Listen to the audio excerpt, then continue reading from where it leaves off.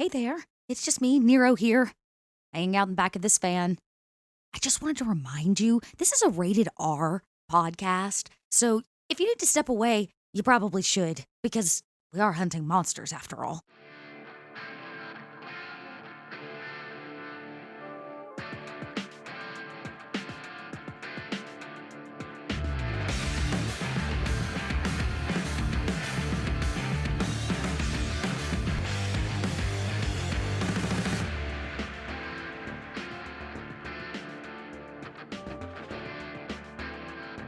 Hello, everyone, to our second stream here for Pod by Night, our Hunter V5 Reckoning campaign known as Desperate Measures. I'm super excited to kind of continue this. We're going to do something a little bit different this time around. We're going to really dive right into the game pretty shortly here. But before I do, hello, I am your Storyteller, and I am joined by four wonderful players, Diana, Josh, Dot, and Bub. Hey, guys. How you doing? Hi, everybody. Hello. Pretty good. Pretty good having me here. I'm super excited to be here. I really love this rule set. I really love how Hunter still makes you feel like desperate mortals. Like, just the whole time. You don't feel like you have really too much power in the whole grand scheme of things if you know what you're going up against, which is a lot of fun. Before we jump into the show, though, today, we got a few announcements we want to go through, some fun stuff. The first one is... What should we start with, Dosh? What do you think is priority? You know, I think Gen Con is like up and around the corner. That seems like maybe it's priority. Yeah, I think you're right. Hey, everybody, we are doing a live show in Gen Con this year. Gen Con is the first weekend of August. The Stitch of Fate crew, all of us, are getting together in 45 days to play on stage for the first time in person since we've been playing Vampire together now for almost 4 years. We have all known each other for like fucking 4 years, and we've never gotten together and played in person. And so on Friday night at 10 p.m. at Gen Con, you can come watch us play live in person, a special live show of Stitch of Fate. And yeah, it's gonna be $6 a ticket. So if you guys want to jump in and grab a ticket to come see us, and you're gonna make it to Gen Con, please do.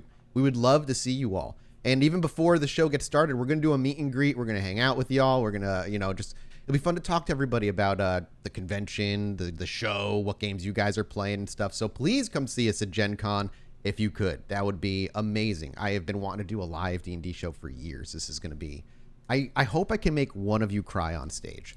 That's the goal. I've had you all cry multiple times in the show, but if I can get you to cry on stage. The dream. Right? That is a badge very few DMs get to wear in their lifetime. It's just, who do I want to try to make cry? Good luck, sir.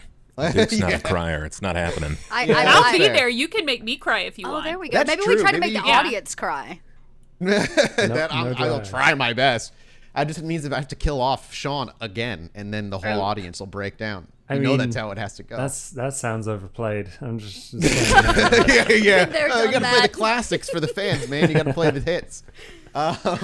Also, guys, we are sponsored, of course, by Die Hard Dice. If you guys head over to Die Hard Dice, we have an affiliate link or just a code. I can never remember. We do have a code. Drac Pack. The Drac Pack. Forever and always, it is Drac Pack. Drac Pack. Head over there. Grab yourself a set of dice. I got a few people here rolling with their dice IRL today. I just don't have my IRL dice with me, so I can't roll. Yeah, go. We're very grateful for them. They've been sponsoring us now for basically the whole entire show. They've been wonderful to work with, awesome partners. So please head over to Die Hard Dice and support them, which also supports us. And get yourself some sick dice while you're at it. It's true. And the very last thing we want to announce is, Dot, you're going to be DMing again on D3 at Sea this coming November. I am, friends. In fact, actually, I don't know what I did, but I managed to convince them that I have my shit together enough to actually event plan this one. So I'm actually the event planner for this one. It's happening in November, the week before Thanksgiving, American Thanksgiving, I should say. And you can, come to the Bahamas with me and Mark to come, I don't know, take a giant adventure on a cruise boat. We're going to play games and roll dice and, so we thought maybe we'd mention it. If you are interested, you can go to d3atsea.com or, just reach out to me and let me know if you got questions or whatever. We have an open Discord that's full of people that have already been on the cruise as well as people that are getting ready to go on the cruise. So we'll answer your questions and you can meet folks. I'm excited. This sounds like such a good time. So, I think that's everything in terms of our main announcements. So if you guys are all ready to dive in, we have a particular point to pick up. And did you make your roll? Okay, well, Vic, before we start, Vic wanted to make a roll to see if he could tell if the ghoul who got shot out the window and fell 4 stories was still alive. So he made a quick roll with 2 successes. You did not pick up, while you picked him up and moved him, you did not feel a pulse. There was no pulse feeling. He just felt very, very dead in your hands. Leave that and take that as you will. Okay. Anyway, with that then, everybody, let's set the scene, rein things in, and see what our little cell is up to. The first audio that greets our ears is the slamming of a large wooden door in an echoey stone chamber. As our vision pans in from darkness, we see pews lining our left and our right, stained glass windows allowing some street light and moonlight to trickle in, and empty seats all the way forward to the altar. As our camera lingers at the front of the door, one at a time in single file, we see familiar silhouettes walking forward. First would be Father. This is his place of worship, his home, after all. Behind, I'm not sure if there's much of an organization as to the 3 of you as to who would be in tow immediately afterward. Not that it matters much. The footsteps on the wooden floor echo further before the 4 of you gather at the altar, finally having a moment after about an hour's time traveling back here to put your heads together and plan your next steps. Who's the first to speak? Father kneels on the floor in front of the altar and clasps his hands together. But as he's doing that, he closes his eyes and he says, "We've learned a lot tonight, and I hope that you can all forgive me for my mistake." The word mistake falls from your lips. It's caught by the walls and reverbs ever so slightly, almost as if the only thing that fell from your mouth. The 3 of you reply. Yeah, I don't blame you for anything. No harm done, sweetheart. We all have bad days. We all make mistakes. It'll be just fine. I mean, I don't know if you're ever gonna forgive me for, helping a vampire raise a giant empire and scam a bunch of money out of people, and then just. I get it. Look, Father, next time just take the shot. I don't know what you were waiting on there, and that guy could have hit Mom over here. Could have hit the Ada. Yeah. It could have killed Ada. Even. Yeah. Did Ada come into the, before you move, Father, did you bring Ada into the church, or do you leave Ada in the van? Oh, no, she's part of the van tech, so I imagine she stays in the van, but okay. I will say, while this conversation's going on, Nero goes behind the pulpit, or, whatever's there, the podium, and hits a massive button, and turns on, she goes, wait, before we repent, or whatever, I just want to turn on the security system. And as you slam the button, what ends up happening? We hear a large kerchunk. Yeah, right behind where the choir would stand on the other side of the wall are really crappy monitors, and they all on, as they just show the camera sets out front of the church, but it's really bad tech. It's not really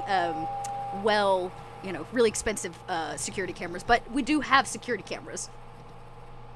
And I imagine it's about 3 or 4 monitors. Maybe a couple of them are the old-style CRT monitors. You actually hear the static clinging onto the screen of that glass-curved monitor.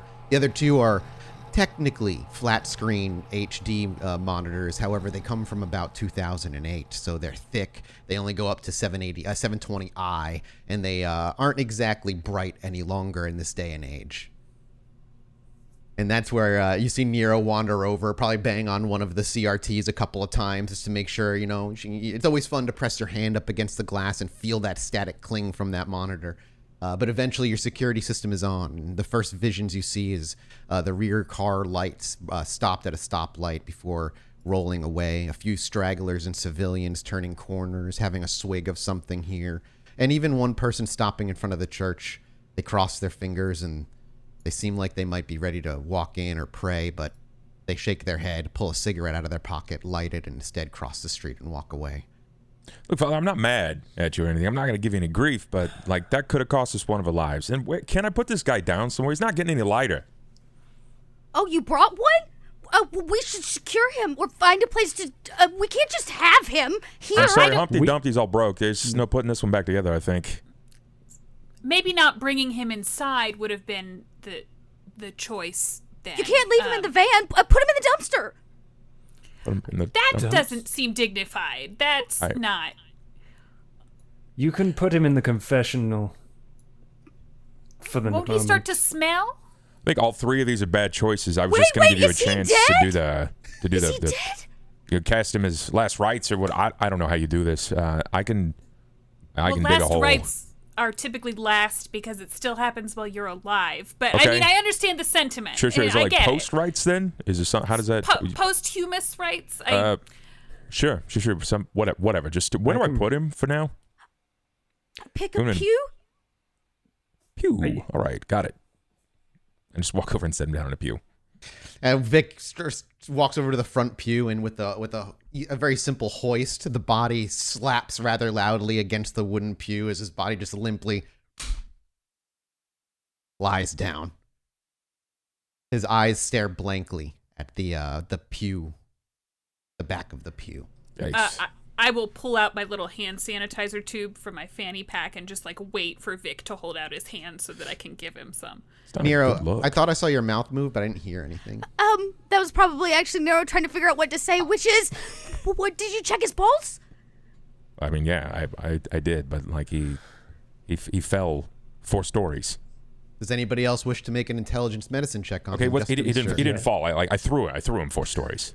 The That's how fall that comes works. after the throw. I don't actually know anything about medicine, but I'm a pretty I'll smart check person. I feel like I can check a pulse. I too would like to check this man to make sure that he's not going to give away my hiding spot. You know, I don't think this guy's coming back for the sequel, guys. Seriously, you should trust me on this one. 2 successes from Dot. Does anybody else wish to? Does anybody else kind of like move over to see if they can pull a pulse? Somebody on their neck, someone on their wrist. Yeah, I'm checking. All right, let's see. 3. 3 successes, and Mama Jenny, are you gonna make a roll? Or are you good? Oh, I don't touch dead things. That's fair. Yeah.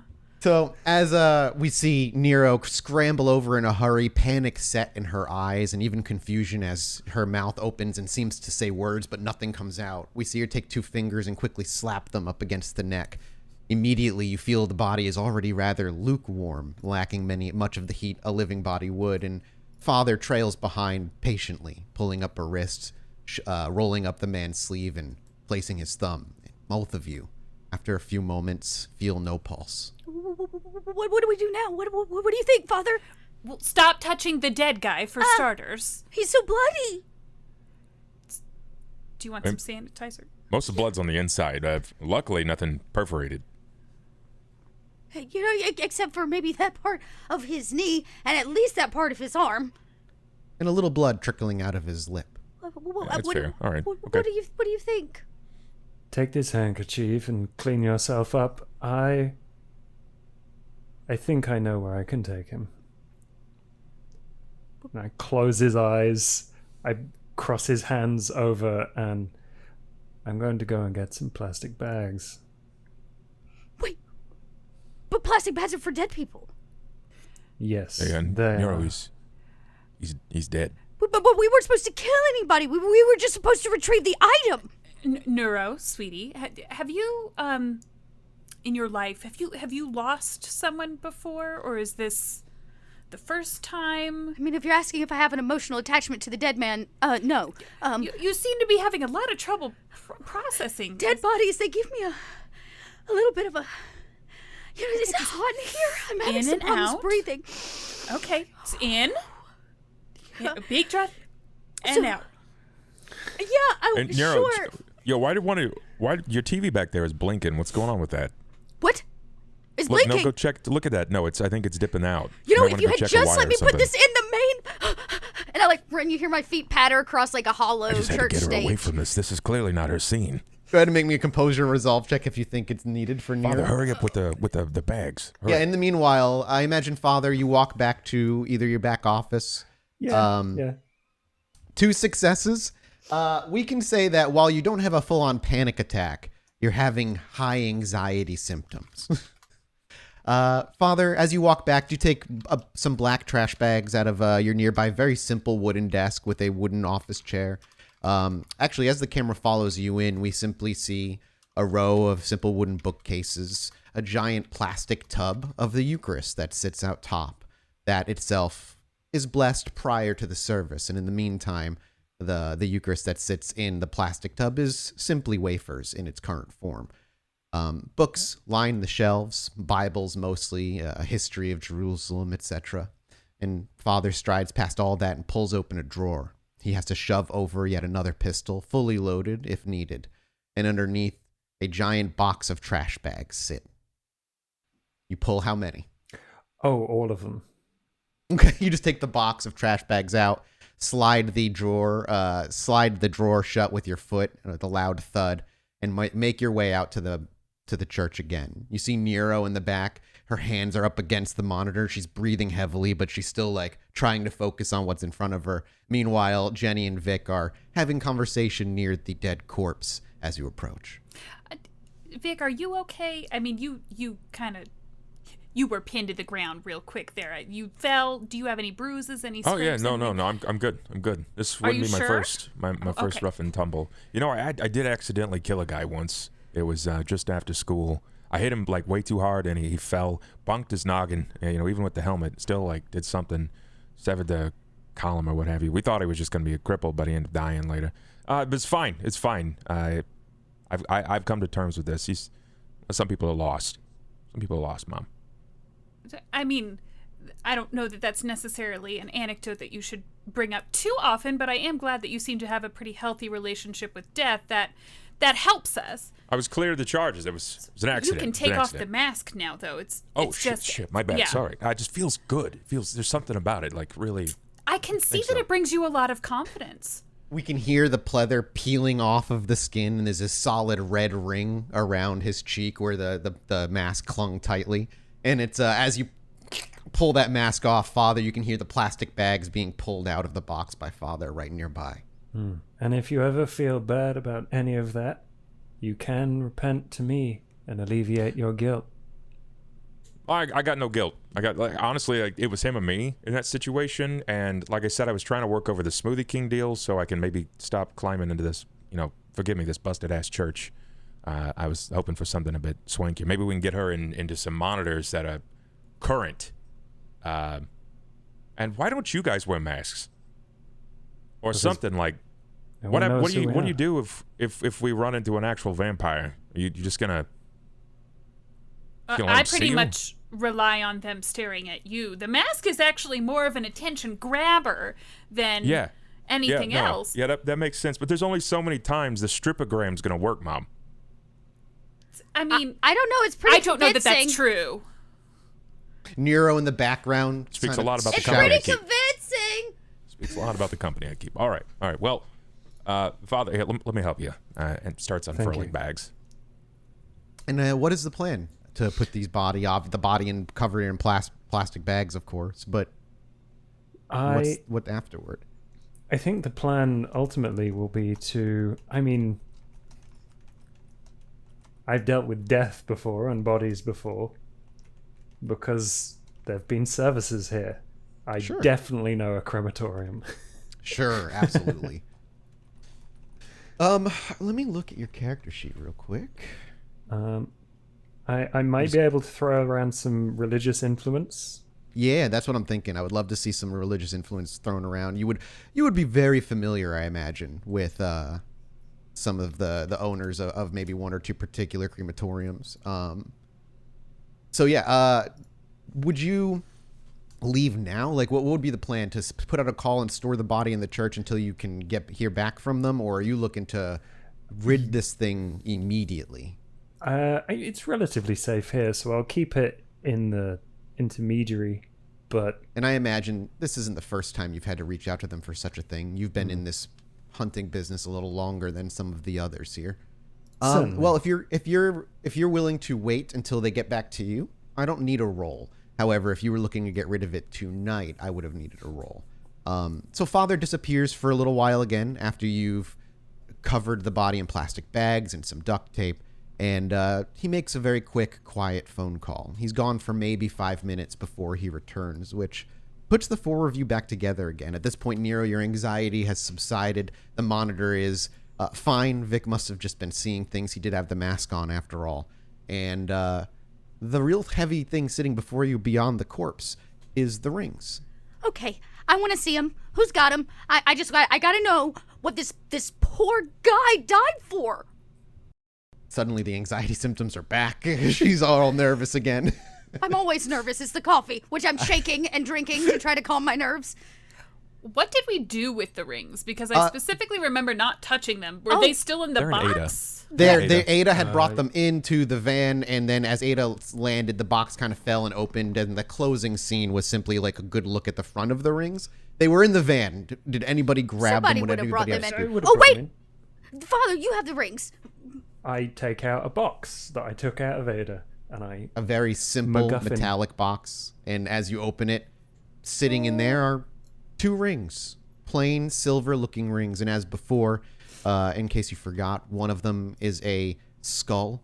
You see no fangs on the skull. It has all of its teeth, and a thorned vine crawls along its right side into its right eye socket, while the second ring is an ornate-looking G with almost a Celtic look to its design, and no gems or anything inlaid into it. It seems to be purely metal. I have a limited knowledge of the occult, but these are certainly objects of some power.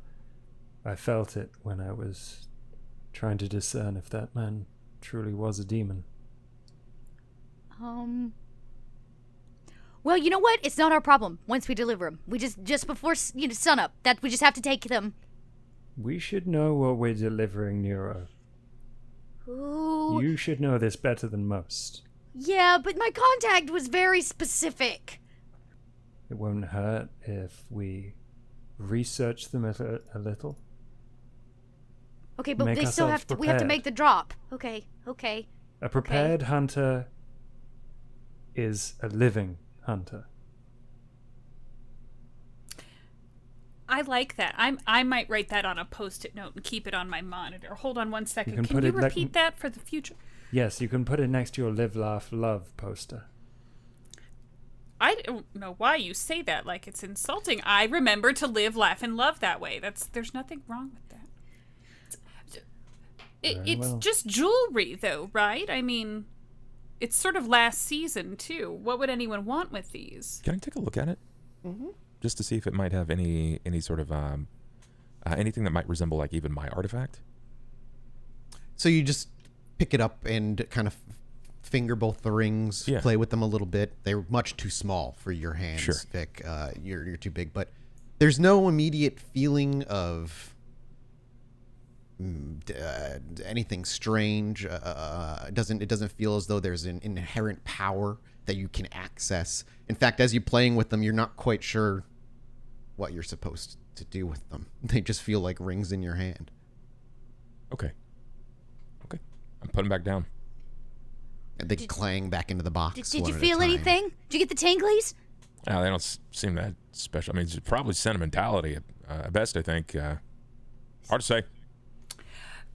Could I, Storyteller, utilize my improvised gear perk to create something that would hold an impression of the rings so that even after we hand them off, we can keep kind of a record of them? Yeah, I go, wait, Yeah. that's a great idea. Where are the candles? We'll just do a wax imprint.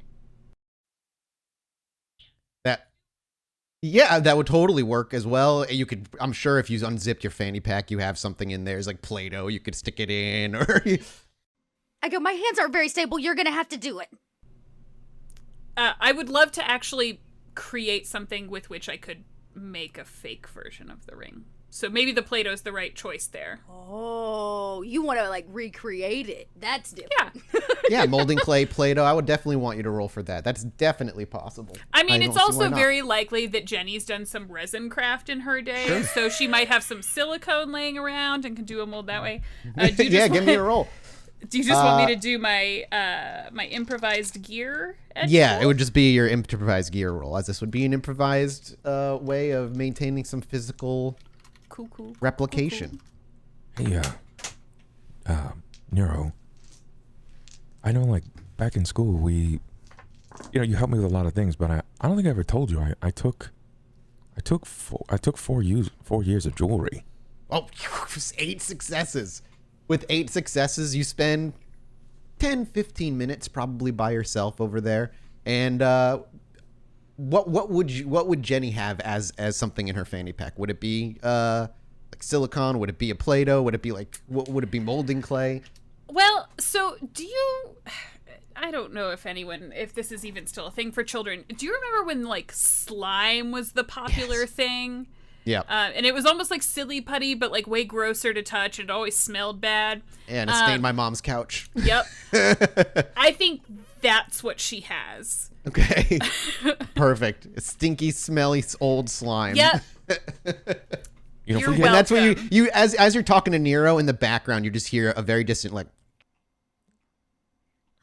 Wait, okay. we could Bruce, Vic, you're telling me that one of the coolest kids in school took jewelry class? come, ease up a little, all right? Look, it was fun. We got to play with hot metal. The teacher got, like, silver in his arm and stuff. It was kind of wild. Plus, back in the day, he was like a Golden Glove boxer, and there was some really cool things that he had to say about it. And anyway, I just barely passed the class, but I know how to shoot plastic and make a mold. I just was real rough about making the final product. And like the coaches, we still talk, and I got keys to the high school gym. I can get us back into school pretty easy and get a mold made in an hour. You want me to go back to the worst 4 years of my life? Hey, they weren't that bad, okay? I met you there. That made up for a lot. As you say that, I love that as Nero says that line, the camera kind of pulls out to like a profile shot to show a very clear bagged corpse behind her. I have no idea it's there. It's not there. It's in Bagtown. The worst 4 years of your life. The worst 4 years of my life are high school. Okay, maybe it wasn't bad for you, Vic Papadopoulos, but for me, it wasn't very great.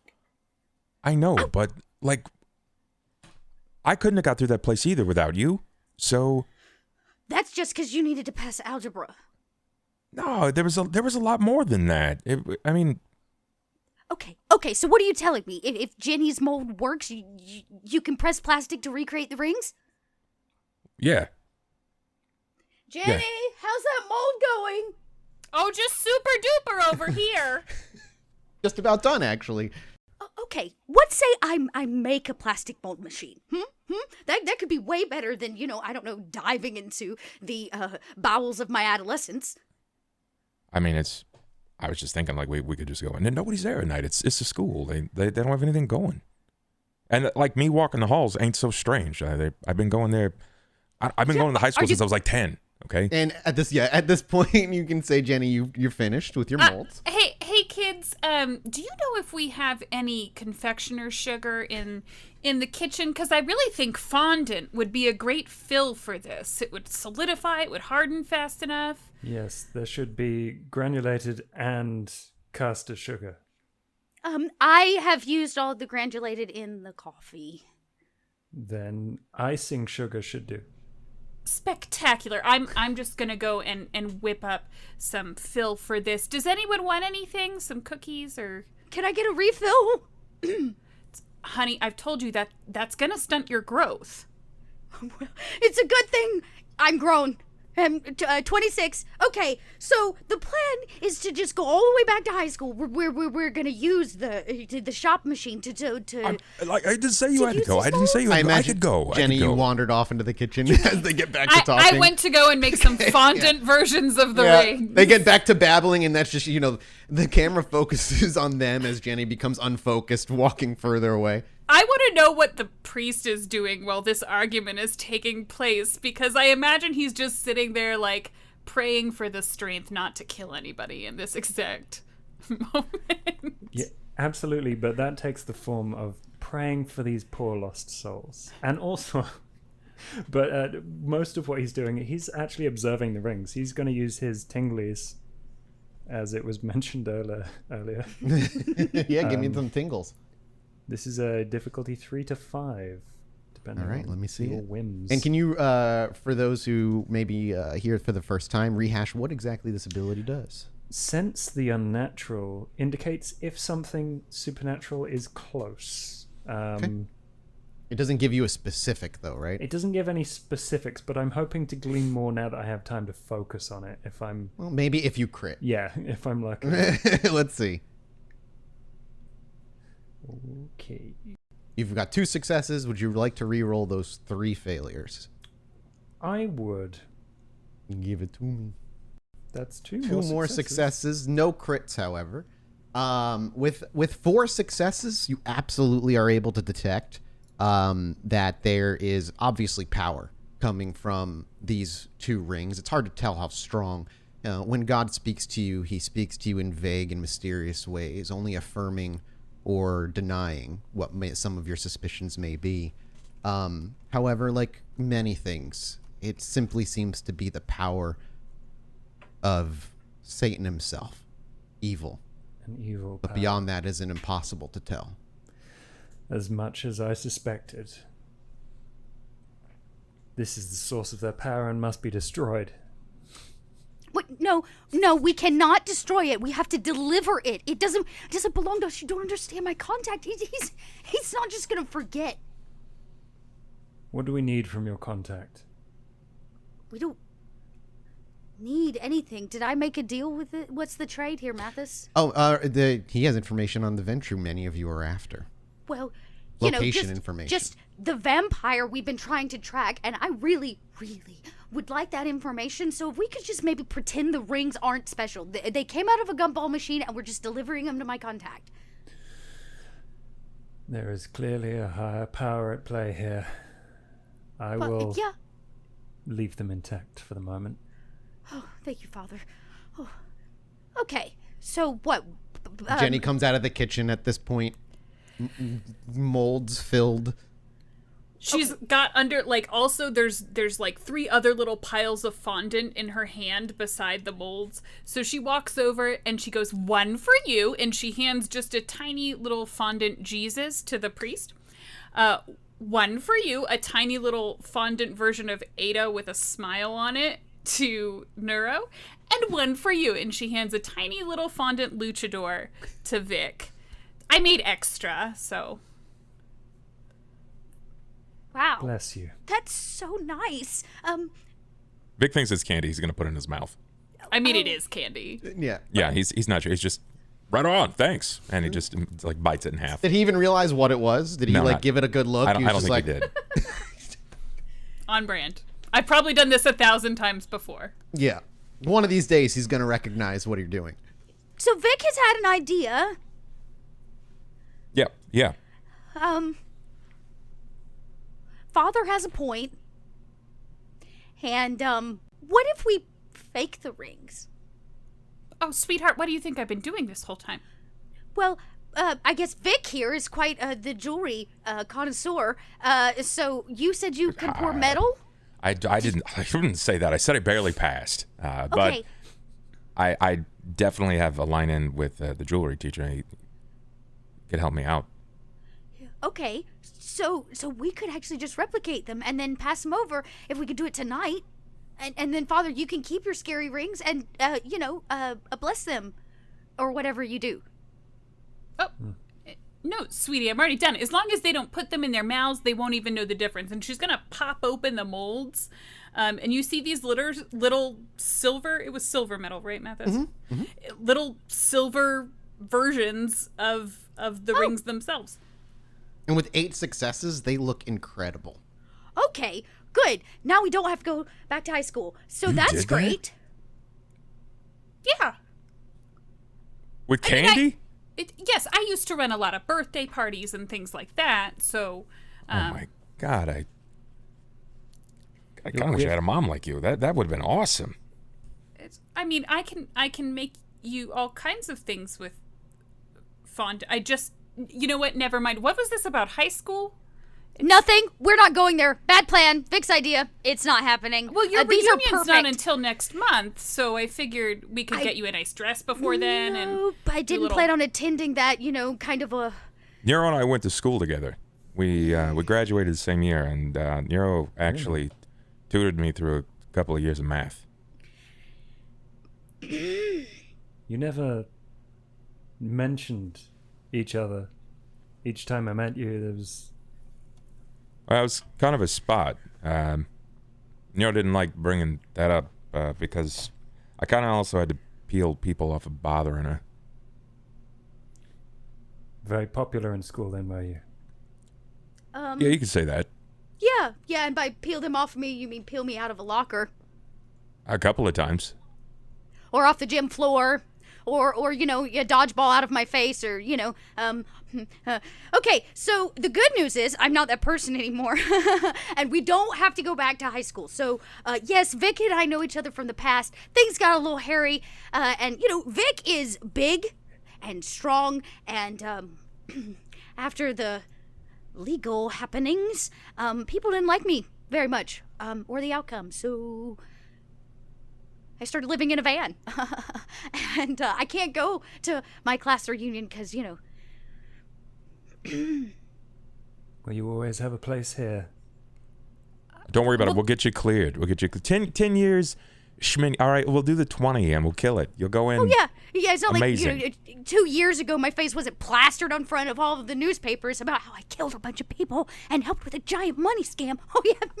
It's going to be fine. But you're making that right now, and soon we'll be able to set the record straight. You really, it's okay, and you know what? You'll be able to walk into that reunion with your head held high. I don't have anything to wear. So, it's fine. Can we send Ada We can instead? change that very easily. Well, you know what? I'm not going to make it to any reunion if I piss off my contact and he finds out that his rings are candy. Well, where are we supposed to go meet him anyway? He won't know the difference, I assure you. Yo, what are we doing with the... Why are we keeping the original rings anyway? Like, what's the purpose? Because they are evil, Vic. Oh, so that means we have to keep them, though? Like, that doesn't make a lot of sense. Yeah, that doesn't... Like, just because they're evil, we have to keep them? We have to know what evil they are used for, and then stop it. Well, but we won't know that until we kind of see them being used, and they Right. can't be used unless we return them to where they're supposed to go. Mom's I on it. mean, is there someone we could ask? Oh, Google it. I've heard that there's lots of great information on the web. You Don't can find do just that. about anything you need. Yeah, because they track you everywhere. Don't Google anything. What? That- I'll use an incognito window. It's fine. They can still, that they can still track your IP. You are not allowed to Google anything. There- I'll look it up. Yeah. There are many public libraries. I'm sorry. I have a lot of friends in the community who would be more than willing to help learn about a beautiful piece of jewelry. They don't have to know this full story, but they are safe and protected in the reliquary here. I feel like beautiful might be a bit of a stretch. Just throwing that out there. It's kind of gaudy. So, I mean, I could just go to the dark web and ask a bunch of people who don't give a fuck about us. Yes, do that. Mathis, would I have access to my contact, my Dom? Yes, but it did not instant. Sure. And these rings are supposed to be handed off tonight. So You're on a crunch. I mean, maybe just give I got me nothing. just give me like an hour, right? I'll treat everybody to coffee and the diner, and we're just give them the rings. Then we don't have to worry about it. Nero, the meat spot is in a warehouse by the bay. It's a warehouse. Why don't we give him one of each? We can give him one real ring and one fake ring, and that way we keep some of it and he gets some of it too, and that way we can achieve both goals. Yo, what if this guy that we're handing the rings off to is actually a vampire? Are we working for a vampire? No. I no longer use vampire contacts for reasons. Trust me, he's not a vampire. Okay, well, what if he's one of the bag boys, like the one in the back that's now gladded up? I think he's a little too powerful for all of that. He seems to be interested in a lot of the same outcomes that we are. He's handing over this other vampire to us, or at least information on where to find him. And Okay, if we go all the way back to the board with all of the strings, we're doing all of this not for scary rings, but to get his name so that we could, stab him. I still say that we hand over the candy rings instead. And what if he's really powerful and comes after us? Hear me out first, okay? Like, you've seen any like thumbs up around the neck and pulls up a necklace. You've seen this. And Father, you know it's weird. It keeps me alive out there. And I mean, someone's got to be frontline. What if this is like that, but to him? And if he touches them, like I knew right away after thumbing this that there was something special about it. What if this guy knows when he touches Mom's rings here that she made that that's not the real deal? What do we do then?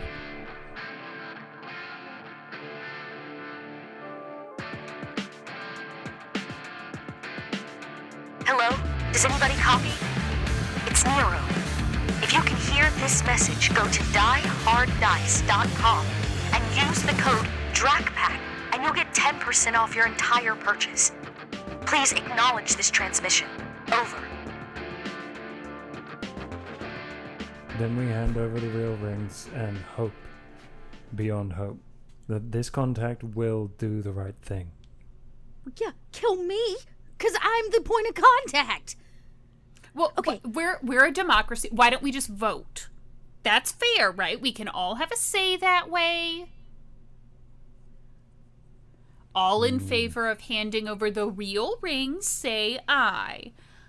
Aye. Aye. Sorry, I Father. don't recognize this democracy. I take the rings. Well, separation of church and state, you don't have a say here. Wait, I've had a thought. Okay. What if we track the rings? I'll build a tracker and build a tracker out of some junk and put it inside of the box or one of the rings. And then we know where they're going, so if we need to do a switch swap after, we can. Very well. That's an excellent plan. Very creative. Yeah, and then we don't have to risk me dying. Can you not make it out of junk? Like, can we really conceal it? Because so far, our ability to conceal is... And he looks over at the stuff you've made so far. It's a little dated, and this isn't exactly Where's Waldo book, okay? Like, I found Waldo. It's functional and off the grid. She just made rings out of candy. A little faith here, everybody. I believe, like, maybe tuck it in the box or something. Oh my God, I'm going to... And I, storm out the front to my van so I can try to piece together maybe a tracker of some kind to hide inside of the box. What do I know about this contact, Mathis, other than he's going to give us information and we're making a trade? The only thing you know about this contact is you crossed paths while you were fiddling with finances on the back end. Okay, you bumped into each other trying to affect the same back end finances at one point, and it just so happened that the two of you had similar goals. And so you've kept very light contact with this very mysterious figure until recently. Okay, cool.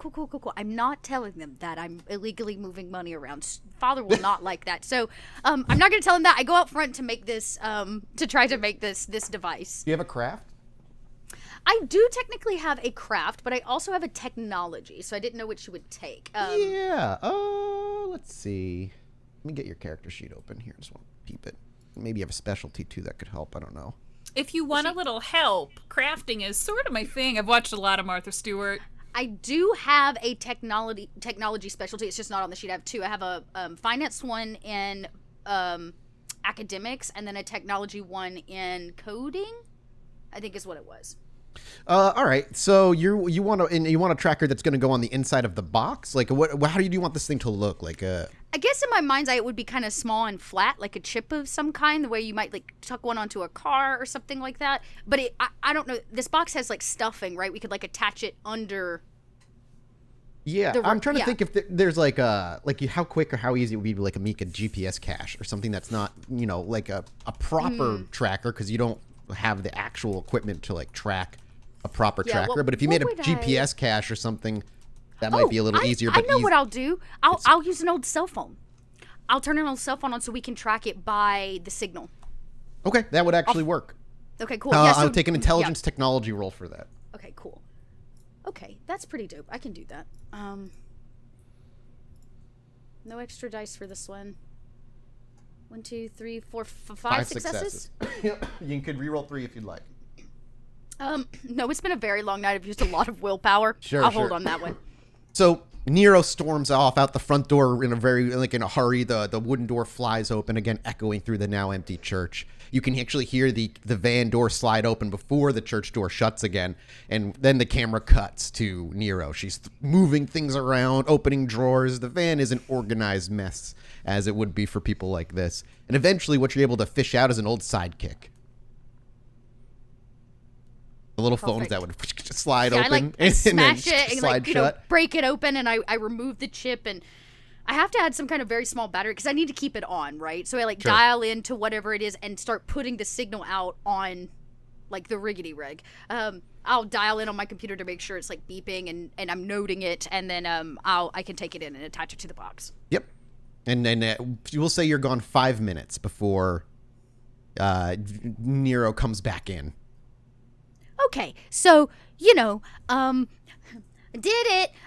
So you want to know why vampires don't like phones, huh? And I take the box, I'm moving the stuffing and use some gum to tape this thing down or whatever to stick it to it. I'm like, vampires don't like cell phones because all cell phones are traceable as long as you're using them, unless they're really fancy. But don't ever buy an L phone. I can't use the real term. Don't ever use them. Anyways, I got it. All we have to do is regularly dial into this number. It's always putting out a signal. I thought maybe, Jenny, you could use your magic candy crafting or whatever to maybe hide it at the bottom of the box, a fake board or something. Well, I wouldn't use candy for that. You'd be able to smell the sugar a mile away. Don't be foolish. Let me see what else I've got, though. And Jenny will kind of start... this is the World of Darkness, you guys, brought to you by Jenny. She'll start rooting around in her fanny pack and probably come out with another chewed stick of gum. And she'll sort of, is it a ring box that these were in? Or is it No, just it was just a a small metal tin that was just being kept in. Great, cool. Then, I'll kind of toss a look over my shoulder and just say, sorry, Father.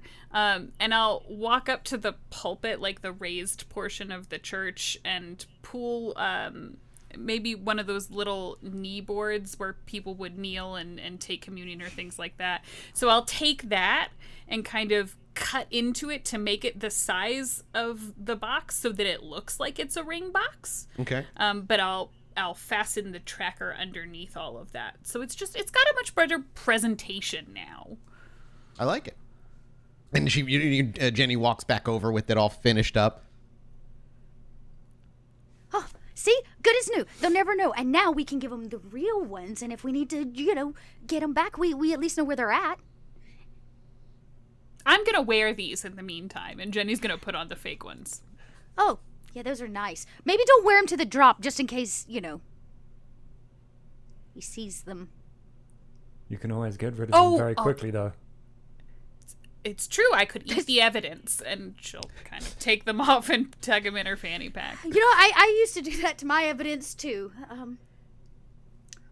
Did you do a lot of fondant work? Honey, I've never seen you cook. We should really get in the kitchen together. That's a really nice bonding activity that we could tackle. Mm-hmm. You could join me in the the I'm a soup great kitchen. cook. Okay.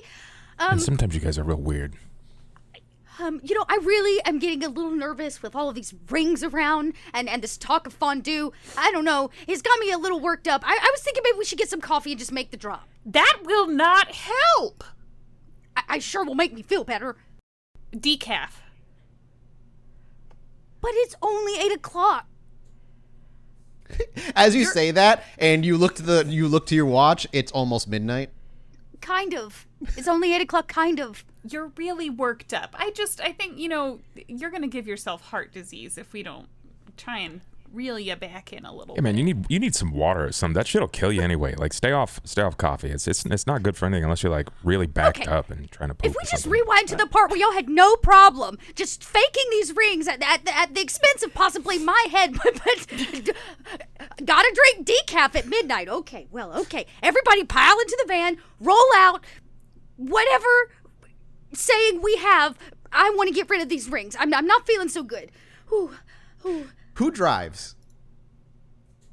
Father. Who drives Jenny, the you're van? driving. Okay, I'm curious. I just toss the keys. Whoever catches them.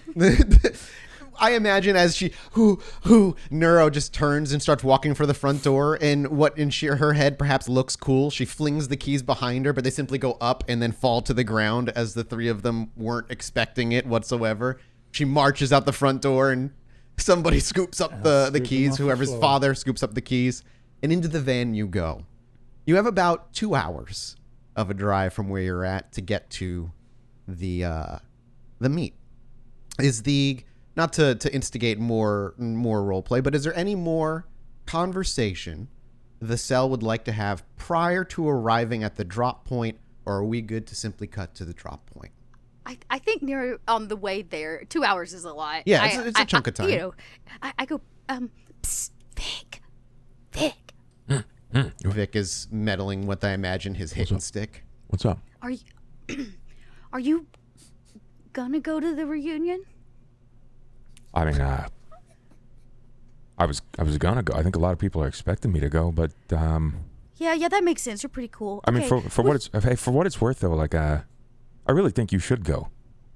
Yeah. Okay. So here's the problem. See, I don't. If all of this works out and my name gets cleared and all of that, which would be super duper cool. Uh-huh. I don't really have anybody to go with.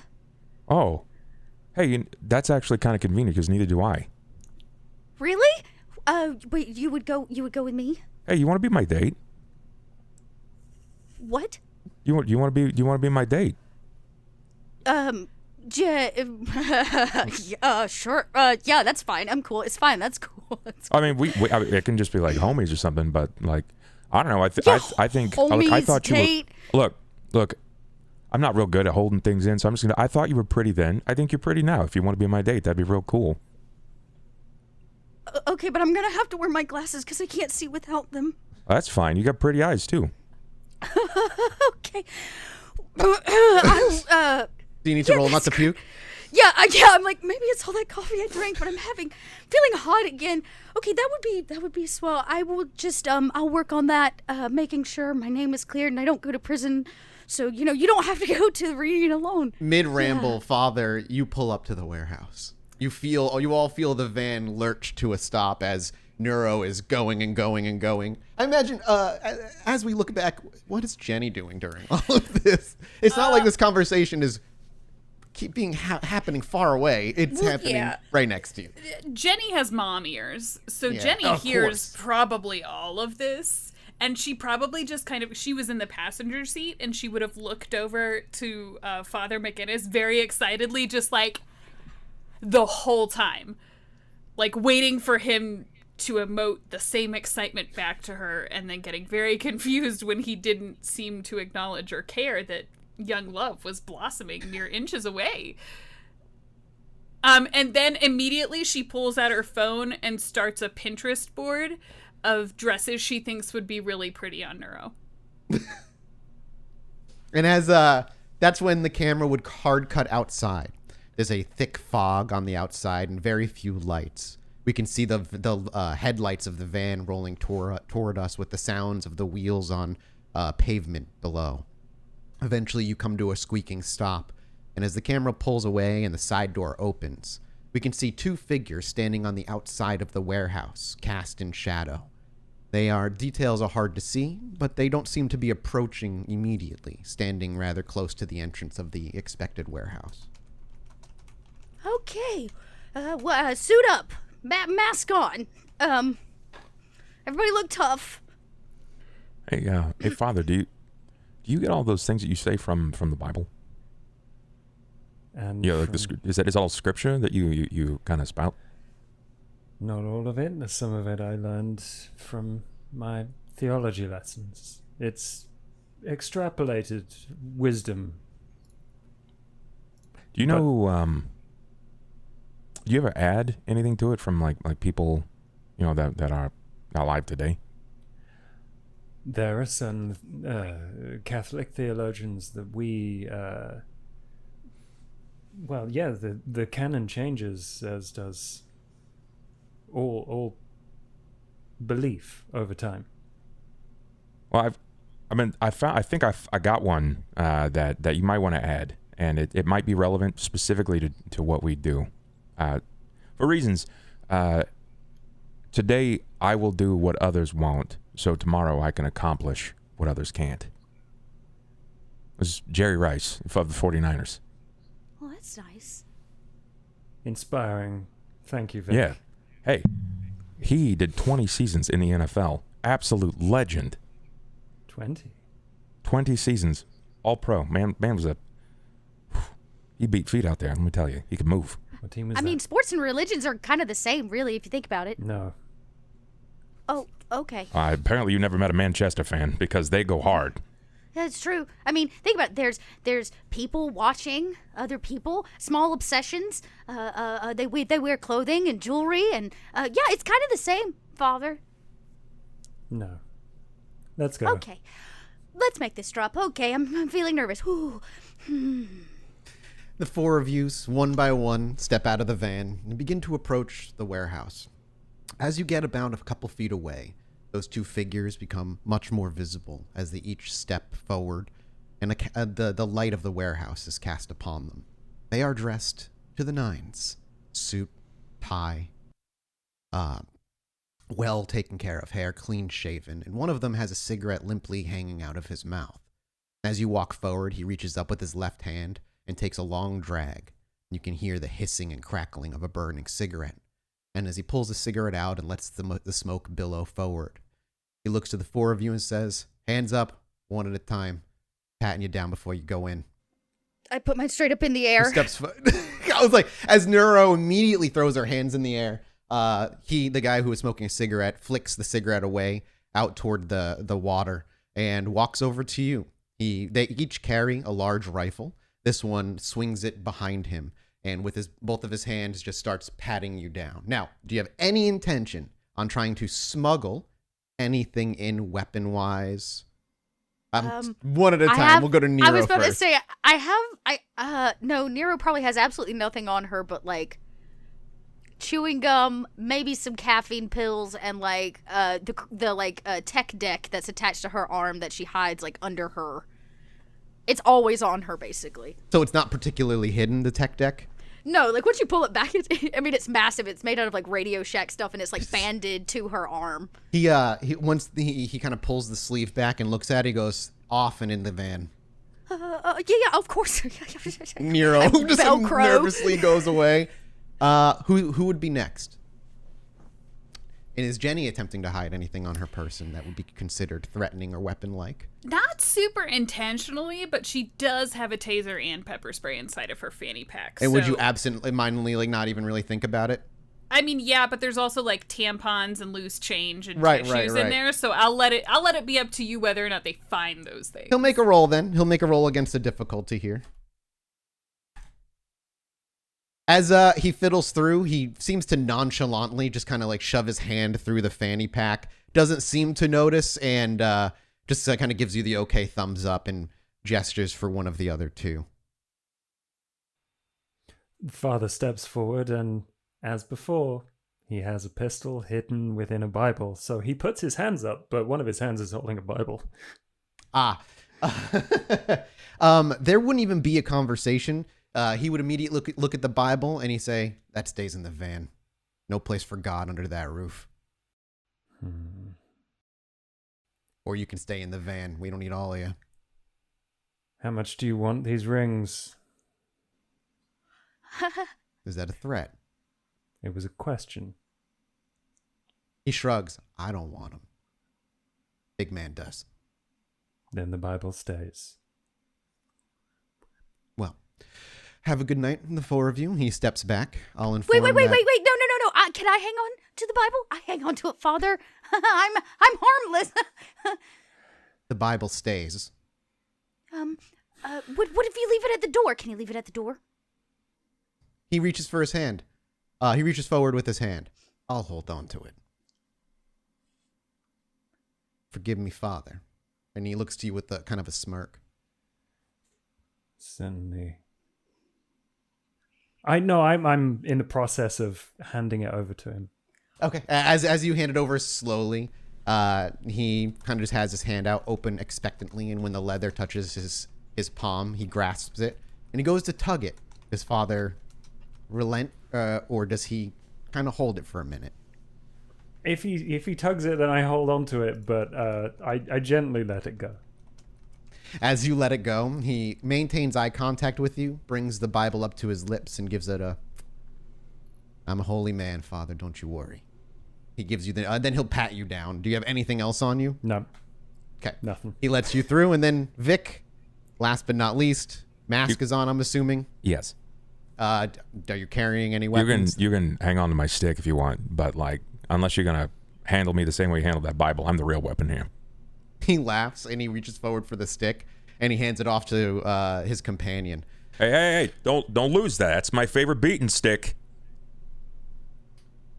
The guard does not respond, steps out of the way while bringing his rifle back to the front, and they kind of just give you a nod as he reaches into his front pocket and pulls out another cigarette to light and replace the one that he finished. And I'm jealous. You're not going to grope me down? A lot of man. There's plenty of acreage here. Come on, get your squeeze in. There is no response. Oh, fun. And the four of you make your way in. As you do so, you're not escorted by any particular guard.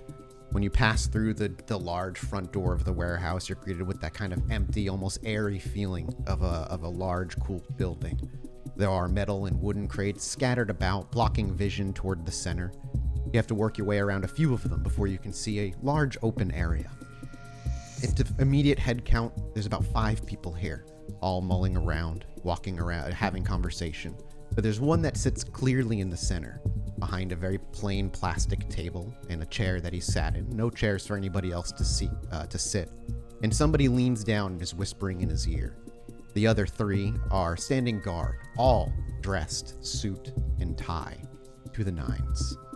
And as the 4 of you wheel your way around some crates and are cast in the warehouse light and the stale air, the man who's sitting down notices and quickly waves away the man who's whispering into his ear and looks to the 4 of you, each in your eyes individually, and gives you a very gentle wave as he crosses his hands and places them on the table in front of him. Before you is a man with very short black hair, gelled back, completely clean-shaven face with dark brown eyes. The only difference is his tie is a crimson red, while the others around him still wear all black. And his hands are loaded with rings, one on each finger, very openly. But on his left hand, his middle and ring finger are bare. As he waves for you to approach, how do you approach? Do you approach? Is there any hesitation? I think Vic just goes, sheesh, man's got a lot of drip. As Vic walks forward and almost tries to break the ice. Salutations. I'm Nero. As you say you're Nero, you watch his eyebrows raise, and he seems to perk up. A small, gentle smile crawls across his lips as you approach, and he just simply looks to you, Nero, and says in a calm manner, "Well, it's good to finally meet you." Yeah, code names, they're cool and all. Just, it's always nice to see a friendly face. At that, the smile fades. Okay. We have what you requested. He gestures to the table plainly.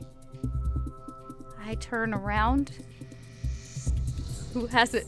Do I have it? Okay. Good. I turn around to Jenny.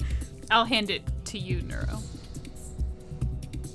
You can hear the rings clatter in the box as the box is handed off to Nero. Nero, are you shaking? Yeah, my hand's shaking just a little bit as I set it down on the table. As the hand reaches forward, and you can hear the gentle clattering of the ring, unable to be hidden by the tremors of your friend Nero. It's placed on the table, and as you bring your hand away, both of his hands unfurl. He reaches forward with his right hand and slowly drags the metal box across the plastic table. He gently lifts the lid, and he stares inside for a moment. Wits awareness, all 4 of you. Real quick, Mathis, is this like... I get the sense that he's middle-aged-ish. Yeah, you'd probably nail him in his late 30s, early 40s. Cool. Is he hot, though? He like, is do attractive. I get divorcee vibes? I don't think you get divorcee vibes. You get that, like, cold handsomeness out of him. Okay. Almost Like mafia. GQ Almost level? mafia boss. Oh, Almost mafia okay, boss yeah. feeling. Yeah. Who do we got? Wits awareness, 1 for Nero, 2 for Vic, 4 for Father, and 1 for Jenny. Too hot, I guess. Yeah, you're distracted by his striking good looks. It's hard to know exactly, Father, what it is that draws your eyes to him as he looks at these rings, because his gaze upon them only lasts moments before you see him smirk and the box closes. But there's a moment as he gazes as though God nudges you, lays a hand upon your shoulder. There's something off.